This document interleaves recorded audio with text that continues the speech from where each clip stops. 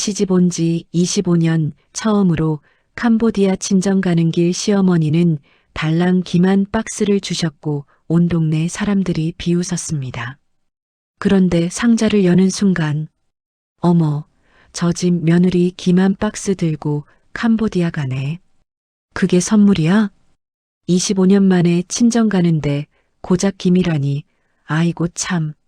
온 동네 사람들의 비웃음 속에서 라는 수치심에 고개를 떨군 채 낡은 김 박스를 꽉 끌어안았습니다. 남편은 침묵했고 시어머니는 차가운 표정으로 그녀를 떠밀었습니다. 라는 생각했습니다. 내 25년은 고작 이 김 박스 무게만큼이었나? 10시간 후 캄보디아 고향 마을.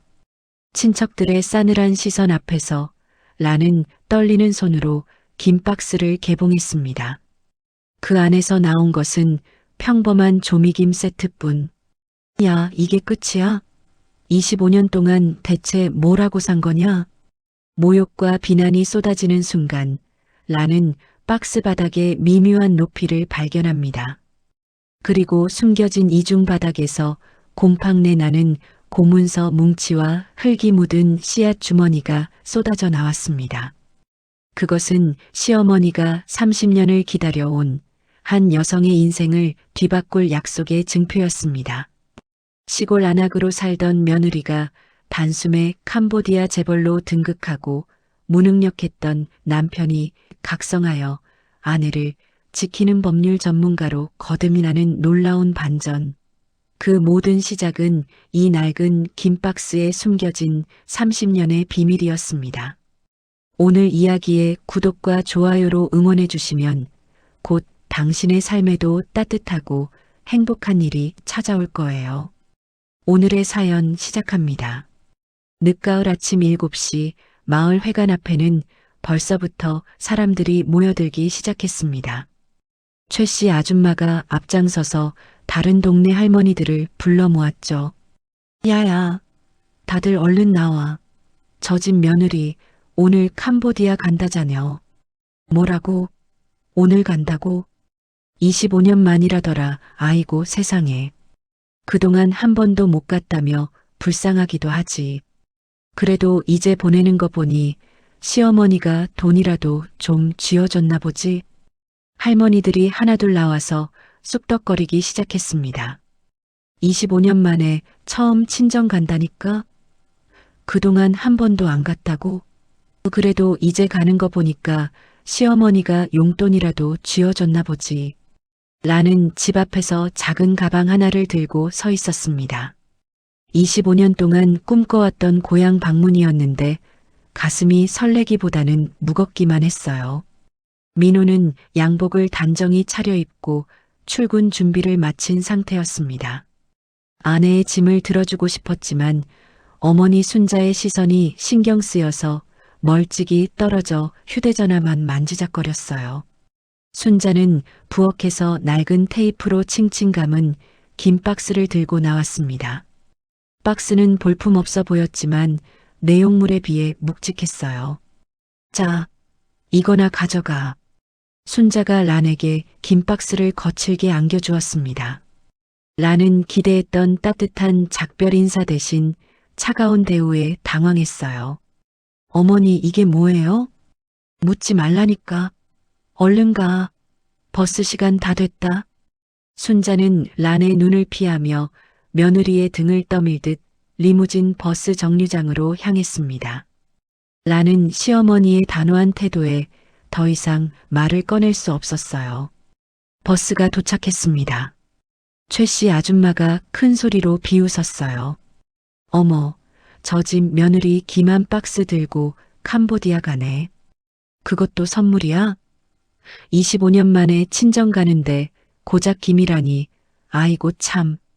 창피해서 어떻게 고향 사람들 얼굴을 본 후 에휴. 할머니들의 비웃음 소리가 란의 귓가에 맴돌았습니다. 란은 버스 창가에 앉으며 수치심에 고개를 돌렸어요. 차창 밖으로 순자가 뒷짐을 지고 서 있는 모습이 보였습니다. 해명 한마디 없이 딱딱한 표정으로 서 있는 시어머니를 보니 원망스러웠어요. 민호는 아직도 아내와 눈 한 번 제대로 마주치지 못하고 있었습니다. 정말 답답한 사람이네. 라는 속으로 남편을 원망하며 무릎 위에 긴 박스를 올려놓았습니다. 박스를 흔들어 보니 둔탁한 소리가 났어요. 김치고는 너무 무거운 것 같았지만 지금은 확인할 수도 없었습니다. 버스가 출발했습니다. 라는 창밖으로 점점 멀어지는 시어머니와 남편을 바라보며 복잡한 심정에 젖었어요. 공항까지 가는 동안 라는 계속 긴 박스를 만져봤습니다. 뭔가 이상했어요. 일반적인 김 포장과는 달리 박스 안에서 뭔가 딱딱한 것들이 부딪히는 소리가 났습니다. 인천공항에서 캄보디아행 비행기에 올랐습니다. 기내에서도 라는 긴 박스를 소중히 품에 안고 있었어요. 25년 만에 고향 방문인데 가져갈 선물이 고작 김한 박스뿐이라니. 비행기가 호치민 공항에 도착한 후 낡은 시외버스로 갈아탔습니다. 총 10시간의 긴 여행 끝에 라는 고향 마을에 발을 디뎠어요. 마을은 예전보다 조금 나아져 있었습니다. 포장도로가 깔려 있었지만 여전히 가난한 시골 풍경이었어요. 란이다. 우리 란이가 왔어. 친척들이 마을 입구에서 폭죽을 터뜨리며 환영했습니다. 하지만 그들의 시선은 온통 란의 짐꾸러미에 고정되어 있었어요. 큰오빠 투가 란을 반겼습니다. 야, 란. 25년 만이네. 한국에서 잘 지냈어? 오빠. 란이 반가워하려는 찰나 올케가 란의 작은 가방을 흔들어 봤습니다. 이게 전부야? 가방 하나? 한국에서 온 거 맞아? 명품은? 현금은? 아우, 뭐 좀 들고 왔어야지. 응? 그게. 라는 당황하며 긴 박스를 내밀었습니다. 친척들이 실망한 표정을 감추지 못했어요. 세상에, 김이네. 25년 만에 와서 김 몇 장 들고 왔다고. 저녁 식사 시간이 되었습니다. 온 가족이 둘러앉은 자리에서 라는 떨리는 손으로 긴 박스를 열어봤어요. 테이프를 조심스럽게 뜯어내자 평범한 조미김 세트가 나왔습니다. 큰오빠가 코웃음을 쳤어요. 야, 이게 끝이야? 25년 동안 대체 뭐라고 산 거냐? 오빠 그게 아니고 시어머니가. 됐어. 변명하지 마. 눈에 보이는 게 뻔한데. 란이 변명하려던 순간 긴 박스 바닥이 이상하다는 걸 눈치챘습니다. 높이가 미묘하게 높았어요. 잠깐만. 란은 다급히 박스 안쪽 포장지를 뜯어냈습니다.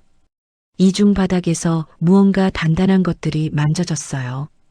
테이프로 고정된 낡은 문서 뭉치와 흙이 묻어있는 밀봉된 씨앗 주머니가 나왔습니다. 곰팡내가 나는 캄보디아어 고문서들이었어요. 이게 뭐지? 라는 멍하니 서류들을 내려다봤습니다. 친척들은 어이없다는 듯 말했습니다. 아이고야, 긴 박스에서 저런 게 나오네. 돈은 없고 쓸데없는 것만 들고 왔다 그 말이구만. 이것이 시어머니가 남들의 눈을 피해 건넨 진짜 선물인 것 같았어요. 하지만 왜 이런 걸 줬는지 이해할 수 없었습니다. 밖에서 갑자기 소나기가 쏟아지기 시작했습니다. 라는 서류와 씨앗 주머니를 챙겨 들고 도망치듯 자신의 방으로 들어갔어요. 어머니는 왜 이런 걸 주신 거지? 라는 혼란스러운 마음으로 낡은 문서들을 바라봤습니다. 25년간 쌓여왔던 의문과 서운함이 한꺼번에 밀려왔어요. 그날 밤 자정이 넘어서야 집안이 조용해졌습니다. 친척들은 란이 한국에서 쫓겨나 빈손으로 돌아왔다고 단정지었어요. 에휴, 기대했는데 실망이네. 그동안 뭐하다 온 거야 대체. 올케가 중얼거리며 거실불을 껐습니다. 큰오빠도 고개를 저으며 자기 방으로 들어갔어요. 란은 혼자 남겨진 거실에서 촛불을 켰습니다.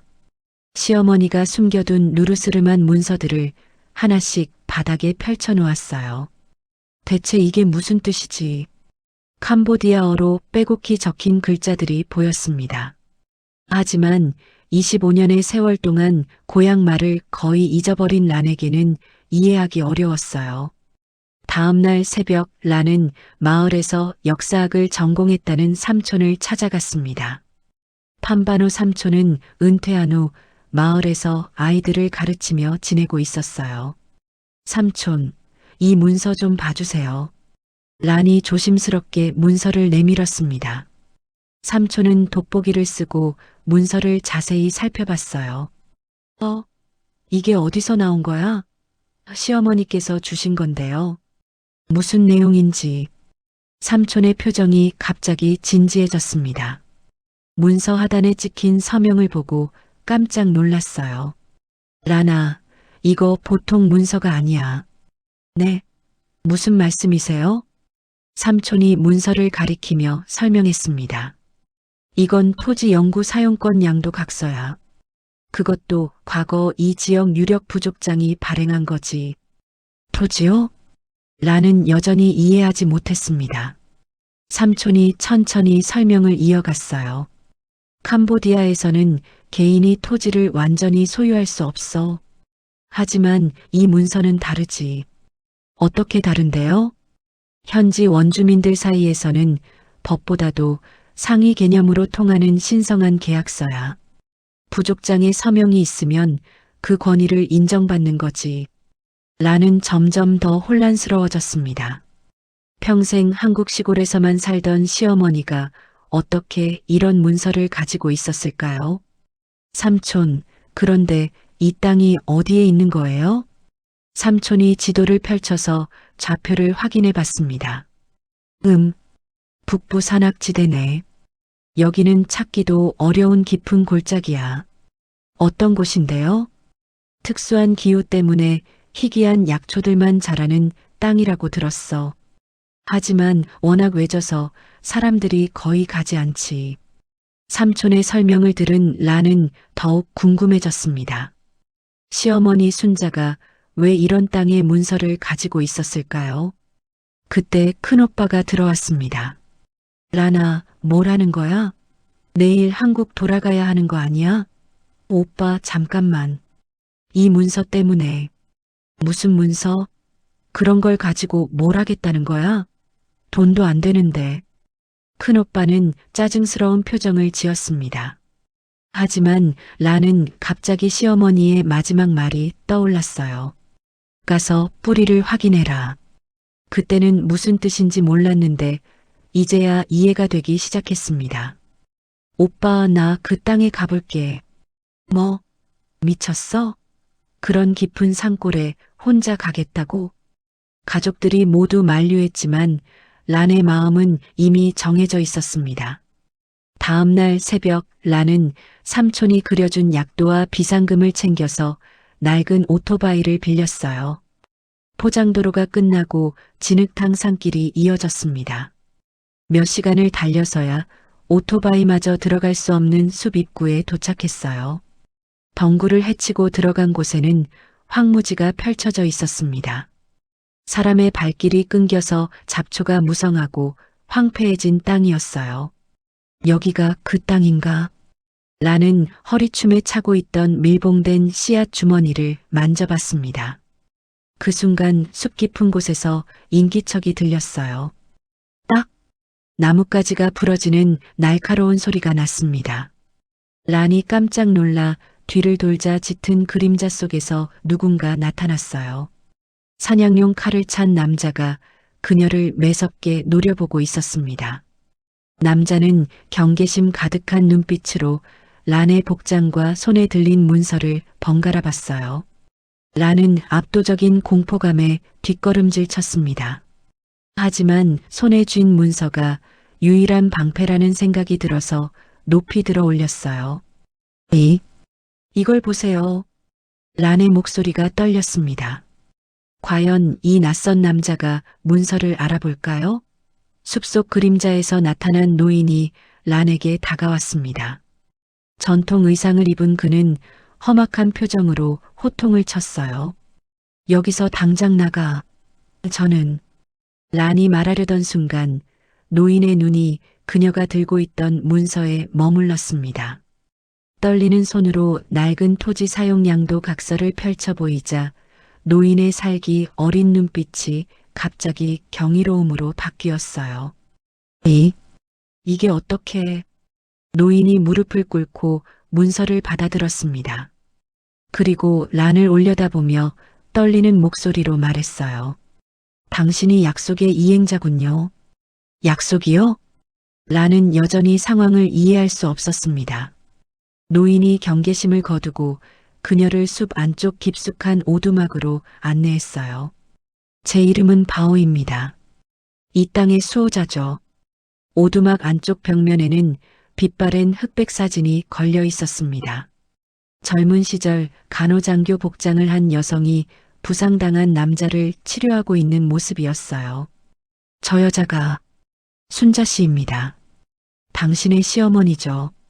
바오가 사진을 바라보며 말했습니다. 라는 깜짝 놀라 사진을 다시 봤어요. 어머니가 캄보디아에 오신 적이 있나요? 전쟁 때 의료봉사를 오셨어요. 우리 아버지와 마을 사람들의 목숨을 구해주셨죠. 바오의 설명을 들으며 라는 시어머니의 숨겨진 과거에 충격을 받았습니다. 그런데 갑자기 숲 입구 쪽에서 요란한 굉음이 들려왔어요. 우르르르. 검은 연기가 피어오르더니 굴착기 소리가 들렸습니다. 바오가 급히 밖으로 뛰어나갔어요.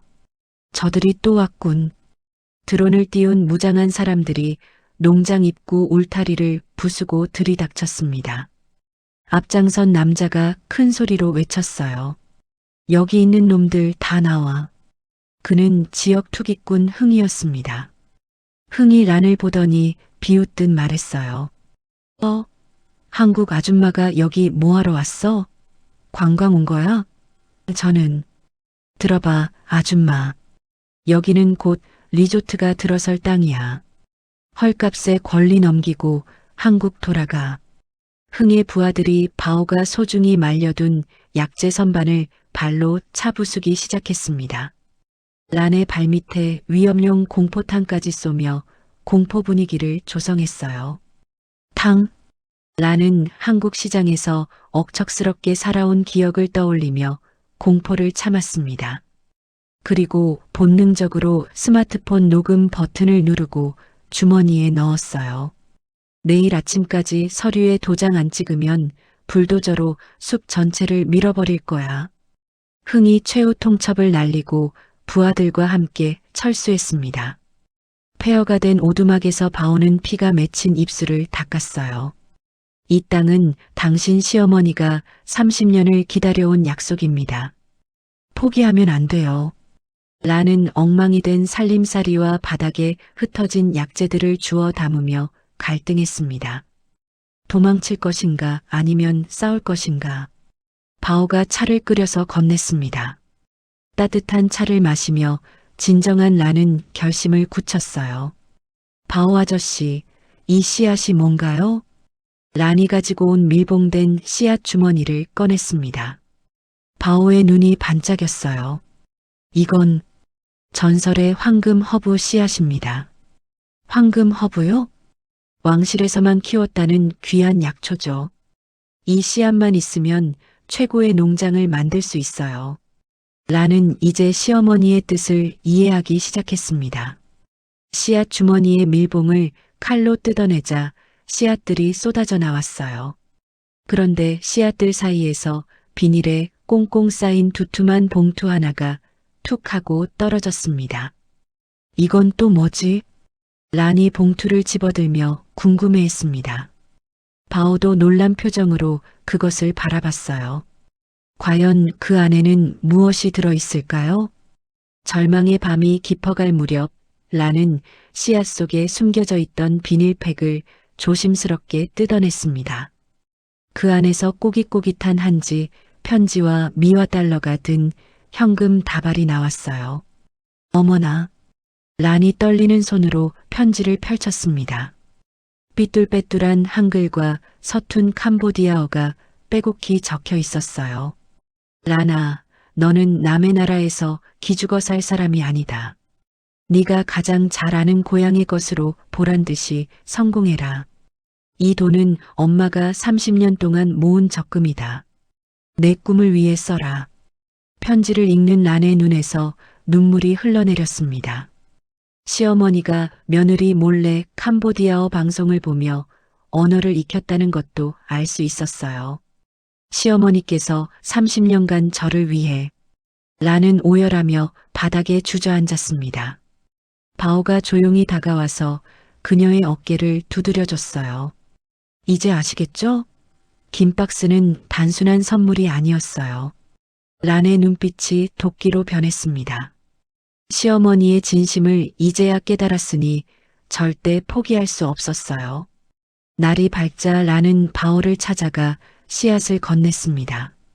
바오 아저씨, 이 땅을 절대 팔지 않겠어요.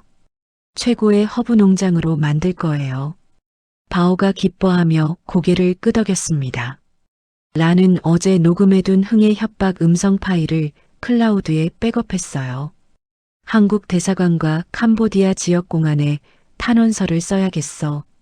란이 결연한 표정으로 말했습니다. 그때 다시 굴착기 소리가 들려왔어요.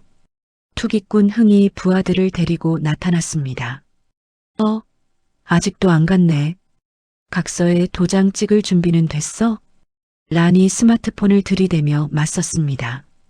이 녹음 파일이 공개되면 당신 리조트 사업 허가는 영원히 취소될 거예요. 흥이 당황한 표정을 지었어요. 예상치 못한 란의 강경한 태도와 법적 논리에 놀랐죠. 뭘 녹음했다고? 어제 협박한 거 다 녹음했어요. 공포탄 쏜 것도 다 증거가 있고요. 흥 일당이 욕설을 내뱉으며 일단 물러갔습니다. 하지만 살벌한 눈빛으로 복수를 암시했어요. 두고 봐라, 한국 아줌마. 흥이 사라지자마자 란과 바오는 지체 없이 작업복으로 갈아입었습니다. 황무지에 잡초를 뽑고 돌을 골라내며 개간 작업에 착수했어요. 아야. 란의 손바닥에 물집이 잡히고 터졌습니다.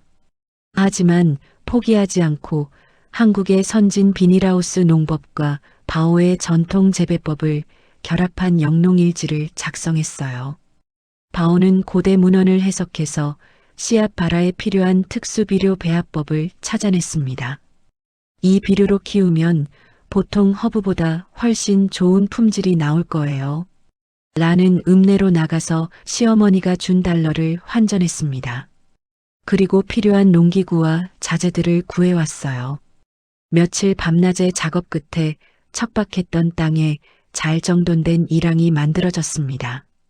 란은 경건한 마음으로 첫 번째 씨앗을 심었어요.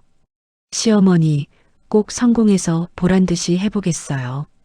흙투성이가 된 란이 허리를 펴고 농장을 바라봤습니다. 이제 더 이상 이방인이 아닌 이 땅의 진정한 주인이 된 기분이었어요.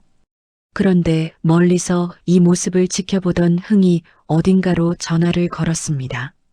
작업을 준비해. 전연을 완전히 망하게 만들어야 해. 흥의 음험한 목소리가 숲속에 메아리 쳤습니다. 과연 란의 농장에는 어떤 시련이 기다리고 있을까요? 3년의 시간이 흘렀습니다. 란과 바오의 피땀 어린 노력 끝에 황무지였던 땅은 완전히 달라져 있었어요. 신비로운 보라색 꽃을 피운 성숙한 황금 허브 군락지가 장관을 이루고 있었습니다. 와, 정말 아름다워. 란이 허브밭을 바라보며 감탄했습니다. 초기에는 우기에 허브 뿌리가 썩는 등 시행착오를 겪었지만 한국의 배수시설 기술을 도입해서 문제를 해결했어요. 바오가 수확한 허브를 들고 왔습니다. 란, 이번 수확량은 정말 대박이야. 그래요? 품질은 어때요? 최고급이야. 이제 단순한 약재가 아니라 현대인 기호에 맞는 제품으로 만들어보자. 란은 허브를 고급 티백과 앰플 형태의 웰리스 제품으로 가공하기 시작했습니다. 상품성을 높이기 위해 밤새 연구하고 개발했어요. 마케팅 비용이 부족했던 란은 직접 농장에서 라이브 방송을 시작했습니다. 안녕하세요, 여러분. 한국 며느리가 캄보디아에서 복원한 왕실의 비밀 허브를 소개합니다. 란이 카메라를 향해 진정성 있게 말했습니다. 허브의 역사와 재배 과정을 자세히 설명하며 시청자들과 소통했어요. 우와, 대박. 진짜 신기하네요. 어디서 살 수 있어요? 댓글이 폭발적으로 달리기 시작했습니다. 방송이 SNS 알고리즘을 타고 조회수가 급상승했어요. 캄보디아 현지 인플루언서들과 한국 관광객들 사이에서 란의 제품이 필수 구매 아이템으로 등극했습니다. 서버가 마비될 지경이에요. 란이 흥분해서 바오에게 말했습니다. 주문량이 폭주해서 생산이 따라가지 못할 정도였어요. 까다로운 심사를 통과해서 캄보디아 주요 공항 면세점에까지 입점했습니다. 란은 지역 주민들을 고용해서 일자리를 창출했고 캄보디아 정부로부터 표창까지 받았어요. 마담 란 정말 대단해요. 현지 직원들이 존경하는 눈빛으로 란을 바라봤습니다. 성공한 한마이너스배 여성 기업가의 상징이 된 거죠. 금이 환영하는 날이 왔습니다. 란은 한국으로 돌아가는 비행기 1등석에 앉아서 3년 전을 회상했어요. 초라했던 출국길과 묵직했던 긴 박스가 떠올랐습니다. 정말 꿈 같아. 인천공항에 도착해서 집으로 향했습니다. 대문 밖까지 시어머니 순자가 마중 나와 있었어요. 란은 캐리어를 내팽개치고 달려가서 순자를 말없이 껴안았습니다. 어머니, 란아. 두 사람은 서로의 거친 손을 맞잡고 그동안 말하지 못했던 그리움과 감사를 담은 뜨거운 눈물을 흘렸어요. 마을 회관에서 성공기념 잔치가 열렸습니다. 란은 자신을 무시했던 최 씨 아줌마와 이웃들에게 최고급 허브차 세트를 선물했어요. 어머, 이게 그 유명한 텔레비전에서 봤는데 정말 비싸다던데. 이웃들이 놀라워했습니다. 순자는 동네 사람들 앞에서 어깨를 으쓱대며 자랑했어요. 내 며느리가 해낼 줄 알았지. 긴 박스 하나로 이렇게 큰 사업을 만들었어. 남편 민호는 아내의 화려한 성공과 당당한 모습을 보며 복잡한 표정을 지었습니다. 위축되면서도 한편으로는 안도감과 존경심이 뒤섞여 있었어요.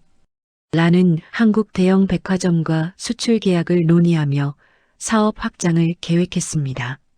하지만 그때 뉴스에서 불길한 소식이 흘러나왔어요. 중소기업 연쇄도산 사태로. 민호가 다니는 회사 이야기였습니다. 행복의 절정에서 란의 휴대전화가 울렸어요. 여보세요? 캄보디아 바오의 다급한 목소리가 들렸습니다. 란, 큰일 났어. 농장에 이상한 병이. 전화 너머로 바오의 급한 숨소리가 들렸습니다. 란의 얼굴이 순간 굳어졌어요. 성공의 기쁨도 잠시였습니다. 민호가 다니던 회사 대표가 공금을 횡령하고 해외로 도주했다는 소식이 들려왔어요.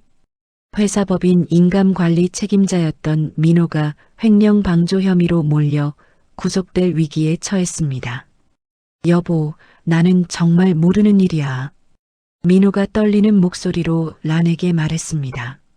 란은 남편이 억울하게 누명을 쓴 것을 알고 있었어요. 하지만 합의금을 마련하지 않으면 민호가 실형을 살아야 하는 절박한 상황이었습니다. 얼마나 필요해? 2억은 있어야 할 것 같아.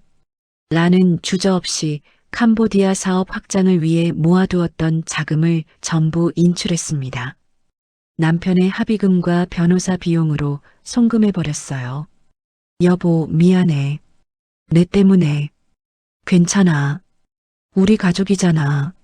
란이 민호의 손을 잡으며 위로했습니다. 하지만 빈털터리가 된 상황에서 캄보디아 바오로부터 더 충격적인 영상 통화가 걸려왔어요. 란, 이것 좀 봐.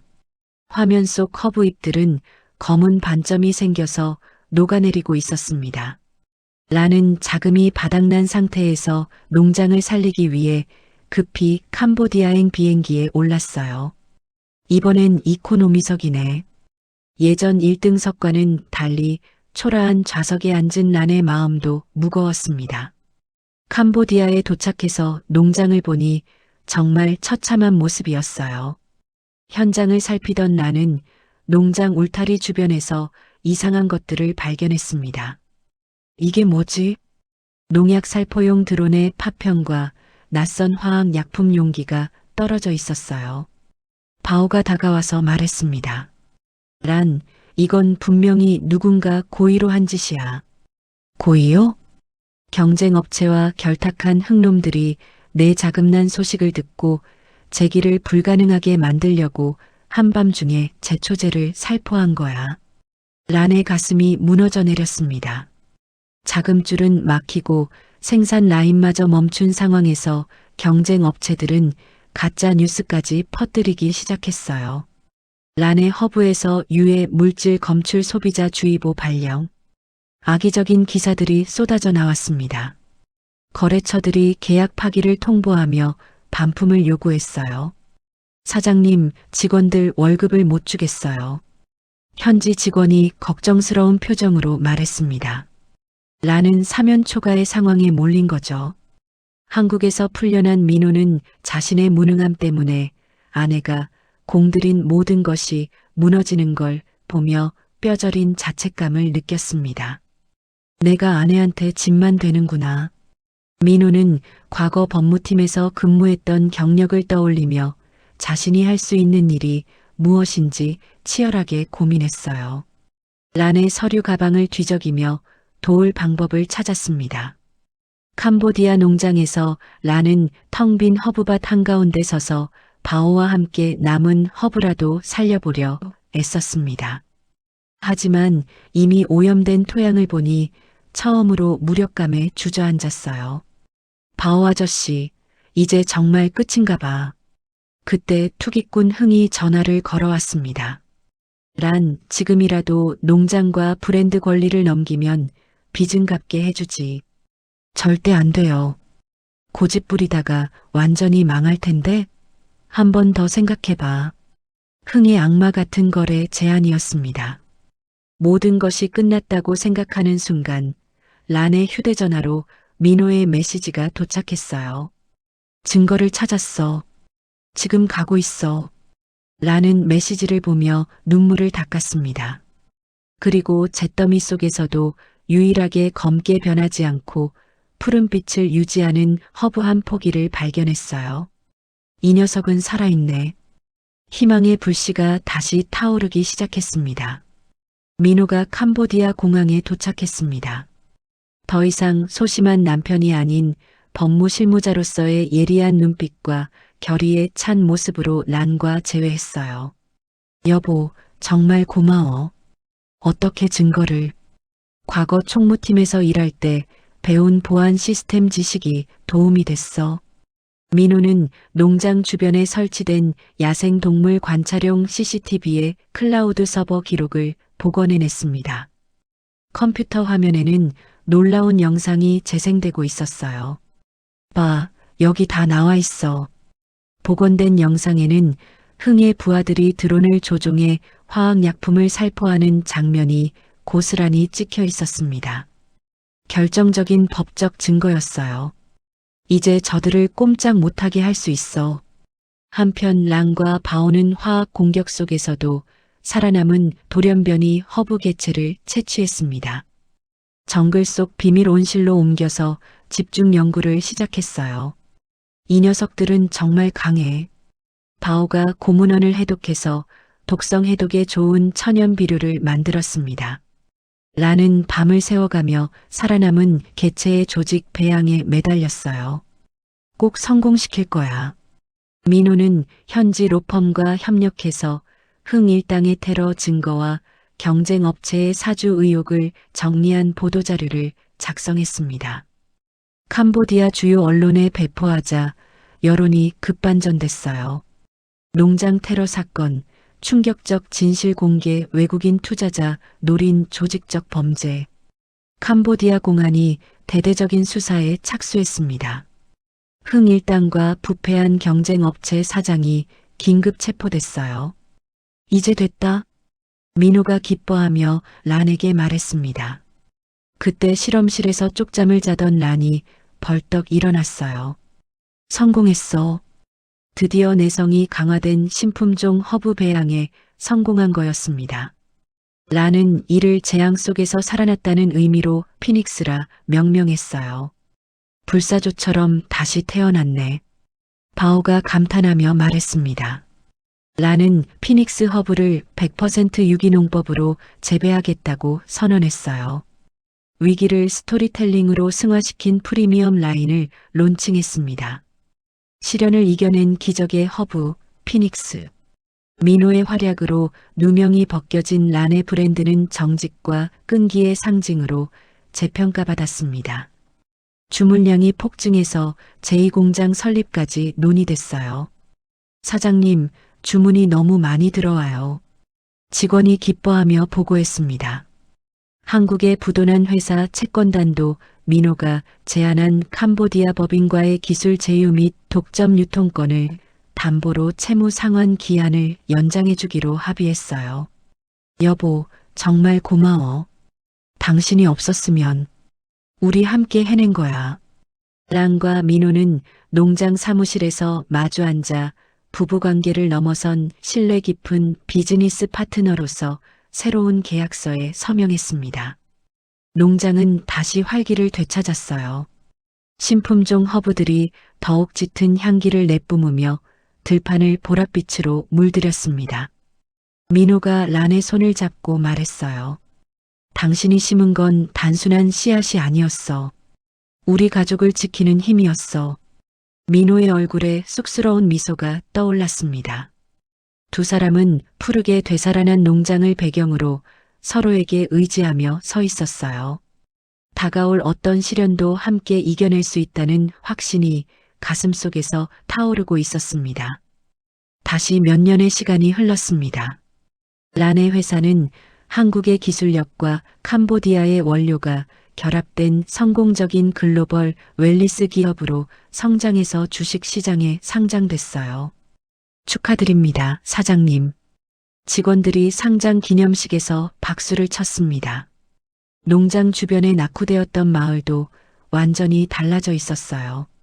란의 허브 농장을 중심으로 한 생태 관광 단지가 조성되어 활기 넘치는 부촌으로 탈바꿈했습니다. 마담 란, 정말 감사해요. 마을 주민들이 란에게 인사했어요. 란과 민호는 기업 이익의 일부를 환원해서 마을의 현대식 초등학교와 노인 전문 병원을 설립했습니다.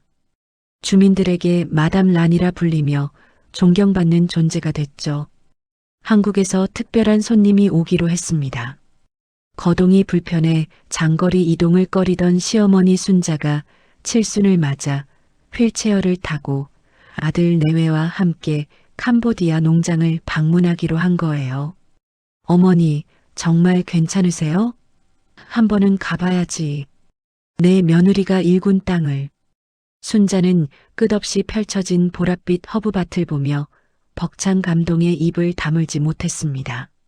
수백 명의 직원이 란에게 고개 숙여 인사하는 모습도 놀라웠어요. 농장 한편에 마련된 기념관에는 25년 전 순자가 란에게 주었던 낡은 긴 박스와 찢어진 편지, 가리고 첫 수확한 허브가 유리관 속에 전시되어 있었습니다. 정말 여기서부터 시작된 거구나. 백발의 노인이 된 바오가 순자를 맞이했어요. 두 사람은 30여 년 전의 전쟁터가 아닌 평화로운 농장에서 재회해서 말없이 서로의 손을 꼭 잡았습니다. 바오 씨, 그때 약속 지켜줘서 고마워요. 순자 씨, 당신 며느리는 정말 대단해요. 해질녘 농장이 한눈에 내려다 보이는 언덕 벤치에 순자와 란이 나란히 앉았습니다. 순자가 란의 손을 잡고 긴 박스에 대한 진짜 속마음을 털어놓기 시작했어요. 란아, 엄마가 왜 김을 줬는지 알겠니? 이제야 조금 알 것 같아요. 김은 물에 닿으면 녹아서 없어져 버려. 하지만 씨앗은 땅에 박히면 숲이 돼. 순자의 목소리가 떨렸습니다. 네가 김처럼 사라지지 말고 씨앗처럼 뿌리를 내려서 숲이 되길 바랐어. 라는 시어머니의 거친 손을 자신의 볼에 비비며 대답했어요. 어머니가 제게 물을 주고 햇볕을 주셨어요. 그래서 이런 큰 숲이 될 수 있었어요. 란의 눈시울이 붉어졌습니다. 두 사람 사이에는 고부 갈등이라는 단어로는 설명할 수 없는 깊은 연대와 존경심이 흐르고 있었어요. 언덕 아래에서 민호와 훌쩍 자란 아이들이 두 사람을 부르며 손을 흔들었습니다. 할머니, 엄마 사진 찍어요. 란과 순자는 서로를 부축하며 천천히 일어섰어요. 네 식구는 붉게 물든 캄보디아의 노을과 황금빛 허브밭을 배경으로 환하게 웃으며 기념사진을 찍었습니다. 사진기 셔터 소리와 함께 따뜻한 웃음소리가 농장에 퍼져나갔어요. 낡은 긴 박스 하나에서 시작된 작은 씨앗이 거대한 숲을 이룬 기적 같은 풍경이 눈앞에 펼쳐져 있었습니다. 바람에 흔들리는 보라색 허브꽃들이 물결처럼 일렁였어요. 그 아름다운 풍경 속에서 진정한 가족의 의미를 찾은 네 사람의 행복한 모습이 영원히 기억될 것 같았습니다. 란의 이야기는 단순한 성공담이 아닙니다. 한국에서 25년간 위축되어 살던 며느리가 시어머니의 깊은 사랑을 깨닫고 그 사랑을 씨앗 삼아 거대한 숲을 일궈낸 가족의 기적이었죠. 시어머니 순자의 긴 박스는 겉으로는 초라해 보였지만 그 안에는 30년간 준비한 며느리에 대한 무한한 믿음과 사랑이 담겨 있었습니다. 김은 물에 닿으면 녹아 없어지지만 씨앗은 땅에 박히면 숲이 된다는 순자의 말처럼 란은 정말로 작은 씨앗에서 시작해 거대한 숲을 만들어냈어요. 때로는 우리 곁에 있는 사람들의 진심을 알아차리지 못할 때가 있습니다. 하지만 진짜 사랑은 언제나 그 사람의 미래를 위해 묵묵히 준비되고 있는 것 같아요. 란과 순자처럼 서로를 이해하고 믿어주는 가족이 있다면 어떤 시련도 이겨낼 수 있을 거라고 생각합니다. 이야기를 끝까지 들어주신 분이 계시다면 구독과 좋아요로 응원해 주시면 다음 이야기 만드는데 많은 도움이 됩니다. 감사합니다.